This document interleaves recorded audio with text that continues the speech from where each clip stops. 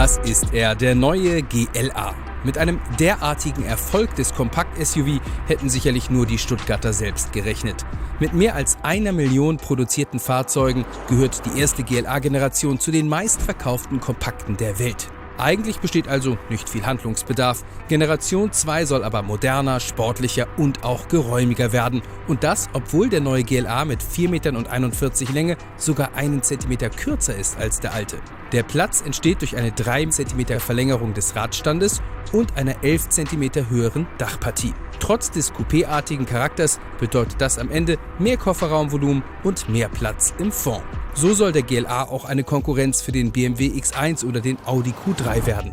Vom Design her erinnert der GLA an den Plattformspender A-Klasse.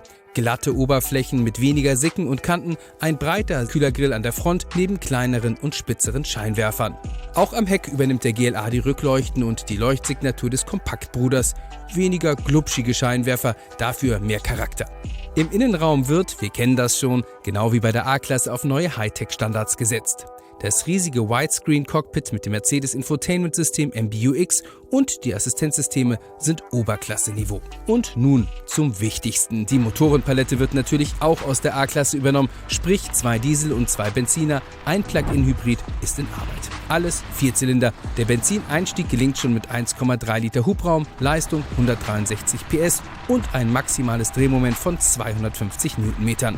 Die Beschleunigung von 0 auf 100 ist in 8,7 Sekunden möglich, bei 210 ist dann Schluss. Natürlich ist auch eine AMG-Version geplant. Der GLA 35 hat einen 2 Liter Turbomotor mit 306 PS. Der beschleunigt das Kompakt-SUV in 5,1 Sekunden auf 100 und ist bei 250 km/h elektronisch abgeregelt. Der neue GLA komplettiert als 8. Modell die aktuelle Kompaktwagen-Generation der Stuttgarter. Ab Frühjahr 2020 ist es soweit.